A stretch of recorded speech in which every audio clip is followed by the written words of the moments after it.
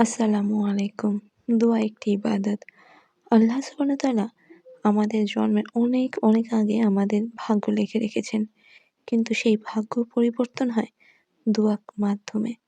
আপনি যদি আপনার ভাগ্যকে পরিবর্তন করতে চান তাহলে বেশি, বেশি আল্লাহ সুবহানাহু ওয়া তাআলার কাছে দোয়া করুন। দোয়া কবুল হওয়ার ২৯ টি স্থান, ক্ষেত্র ও সময়, বা আপনারা এটাকে দোয়া কবুলের পরীক্ষিত আমল বলতে পারেন। যখন যে সূরাগুলো পড়লে, যে সময় দোয়া করলে আপনার দোয়া কবুল হবে। ১. সূরা ফাতিহা পাঠ করার পর সূরা বাকারার শেষ ২ আয়াত পাঠ করে দোয়া করলে দোয়া কবুল হয়। সুবহানাল্লাহ। মুসলিম ৮০৬। একদিন হযরত মুহাম্মদ সাল্লাল্লাহু আলাইহি সাল্লাম এবং জিবরিল আলাইহিস সালাম কথা বলছিলেন। ঠিক সেই মুহূর্তে দুজন ফেরেশতা আসমানের দরজা খুলে সূরা বাকারার শেষ ২ আয়াত এবং সূরা ফাতিহা নিয়ে এসে হযরত মুহাম্মদ সাল্লাল্লাহু আলাইহি সাল্লামকে উপহার দেন। তাই বলা হয় সূরা ফাতিহা পাঠ করার সময় এবং সূরা বাকারার শেষ ২ আয়াত পাঠ করলে একসাথে তখন আসমানের দরজা খুলে যায়। মানে আকাশের দরজা খুলে যায়। সেই সময় আপনি দোয়া করলে আল্লাহ সুবহানাহু ওয়া তাআলা আপনার দোয়া কবুল করেন। সুবহানাল্লাহ, সুবহানাল্লাহ, সুবহানাল্লাহ। ২. আপনি যদি অনুপস্থিত ব্যক্তির জন্য দোয়া করেন, কোনো মুসলিমের অগোচরে অন্য মুসলিমের জন্য দোয়া করলে তার দোয়া কবুল হয়। সুবহানাল্লাহ। এটি কি বুঝিয়ে দিচ্ছি, যেমন ধরেন আপনি একজন মেয়ে, আপনি অবিবাহিত, আপনার বিয়ে হচ্ছে না। এখন এরকম কেউ আছে আপনার পরিচিত, আপনার বান্ধবী বা আপনার আ খালাতো বোন, চাচাতো বোন, মামাতো বোন, কোনো কাজিন বা আপনার বান্ধবীরা আছে যার বিয়ে হচ্ছে না। তখন আপনি কি করবেন? আপনি যখন দোয়া করবেন না নিজের জন্য, সাথে, সাথে আপনি ওই ব্যক্তির জন্য দোয়া করবেন যে, আল্লাহ তাআলা আপনি আমার উত্তম জীবনসঙ্গী আমাকে মিলিয়ে দেন এবং আমার অমুক বান্ধবীর বা অমুক বোনেরও উত্তম জীবনসঙ্গীর ব্যবস্থা করে দেন। তারও তাড়াতাড়ি বিবাহের ব্যবস্থা করে দেন। তখন আল্লাহ সুবহানাহু ওয়া তাআলাকে ফেরেশতারা বলবে যে, দেখো আল্লাহ সুবহানাহু ওয়া তাআলা দেখেন আপনার ওই বান্দা, তিনি নিজের জন্য তো দোয়া করছেনই, সাথে, সাথে অপর মুসলিমের জন্য দোয়া করছেন। তখন ফেরেশতারা আল্লাহ সুবহানাহু ওয়া তাআলার কাছে আপনার জন্য সুপারিশ করে। তারা বলে, আল্লাহ তাআলা দেখেন আপনার অমুক বান্দা, তিনি নিজের জন্য দোয়া করার সাথে, সাথে অন্য একজন ব্যক্তির জন্য দোয়া করছেন। যে ব্যক্তি জানেও না তার জন্য উনি দোয়া করছেন। আল্লাহ তাআলা আপনি আপনার এই বান্দার দোয়া কবুল করেন এবং তিনি যার জন্য দোয়া করছেন আপনি তার দোয়াও কবুল করেন। আমার চ্যানেলে একটি ভিডিও আছে যেখানে ফেরেশতারা ৭ শ্রেণীর ব্যক্তিদের জন্য দোয়া করেন বা সুপারিশ করেন আল্লাহ সুবহানাহু ওয়া তাআলার কাছে, যাতে ওই ব্যক্তির দোয়া কবুল হয়। ৩. জালিমের বিরুদ্ধে মজলুম ব্যক্তির দোয়া কবুল হয়। ৪. বাবা-মা তার সন্তানের জন্য দোয়া করলে দোয়া কবুল হয়। বাবা-মা আল্লাহ সুবহানাহু ওয়া তাআলার সবথেকে বড় নেয়ামত আপনার জীবনে। মাঝে, মাঝে আমরা বাবা-মার সাথে হঠাৎ করে রাফ বিহেভ করে ফেলি। চেষ্টা করবেন নিজের এই দোষটাকে শুধরিয়ে নেওয়া। আল্লাহ সুবহানাহু ওয়া তাআলার কাছে বেশি, বেশি দোয়া করবেন। আল্লাহ সুবহানাহু ওয়া তাআলা যেন আপনি এই বদ অভ্যাসটাকে দূর করে দেয়। আমিও করে ফেলি। আমি নিজেকে শুধরানোর চেষ্টা করছি। ইনশাআল্লাহ আল্লাহ সুবহানাহু ওয়া তাআলার কাছে বলি যেন কোনোভাবেই বাবা-মা আমার কাছ থেকে কষ্ট না পায় আমার ব্যবহারে। আল্লাহ সুবহানাহু ওয়া তাআলার কাছে বাবা-মার জন্য বেশি, বেশি দোয়া করবেন। তাদের হায়াতের জন্য আল্লাহ তাআলার কাছে বেশি, বেশি দোয়া করবেন। আপনি যেন আপনার বাবা-মাকে সুখে রাখতে পারেন, শান্তিতে রাখতে পারেন, বাবা-মার সেবা করতে পারেন। বাবা-মার সেবা করতে পারাটা বড় তৌফিক আল্লাহ সুবহানাহু ওয়া তাআলার পক্ষ থেকে। যাদের বাবা-মা জীবিত আছে তারা তো তাদের সেবা করবেন, তাদের যত্ন নিবেন।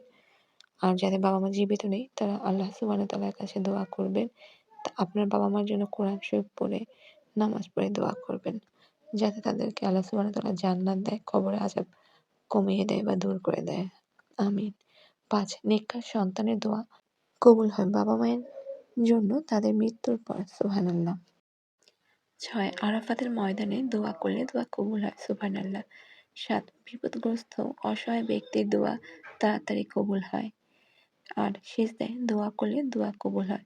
মনে রাখবেন আপনি যখন সিজদারত থাকেন আপনি আল্লাহ তাআলার অদৃশ্য পায়ের উপর মাথা নত করছেন। তাই যখন নফল নামাজ পড়বেন মন ভরে আপনি সিজদায় আল্লাহ সুবহানাহু ওয়া তাআলার কাছে আপনার যা চাওয়ার চেয়ে নিবেন। বেশি, বেশি দোয়া করবেন।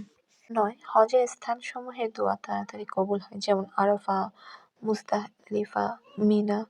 ১০. হজ করা অবস্থায় হাজীর দোয়া কবুল হয়। সুবহানাল্লাহ। ১১.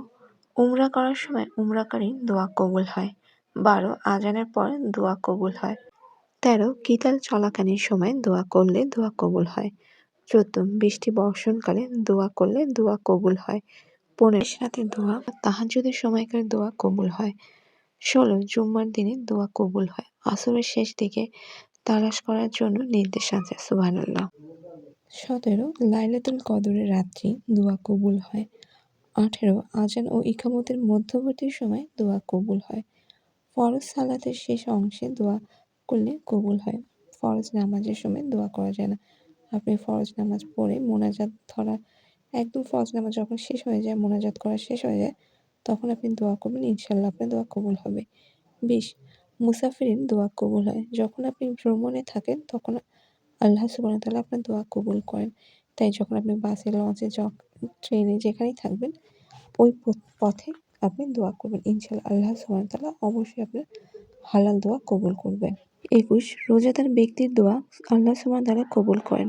রোজা অবস্থায় আপনি দোয়া করবেন, দুরূদ শরীফ পড়বেন, ইস্তেগফার করবেন, দোয়া নিউজ পড়বেন, দোয়া করবেন এবং আপনি যখন ইফতারি করবেন সেই মুহূর্তে আপনি ইফতারি করার আগ মুহূর্তে আপনি দোয়া করবেন। ইনশাআল্লাহ আল্লাহ সুবহানাহু ওয়া তাআলা আপনার দোয়া কবুল করবেন। ন্যায়পরায়ণ শাসকের দোয়া কবুল হয়। 23 দোয়া ইউনুস পাঠ করে দোয়া করলে দোয়া কবুল হয়। সুবহানাল্লাহ।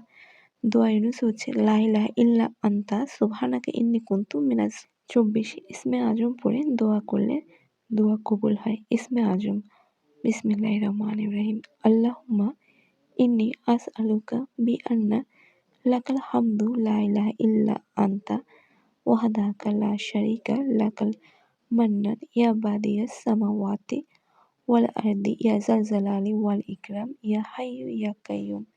হাদিস শরীফে মোট 3টি ইসমে আজম এসেছে, যেকোনো একটি পড়লেই হবে, তবে এটি বেশি প্রচলিত।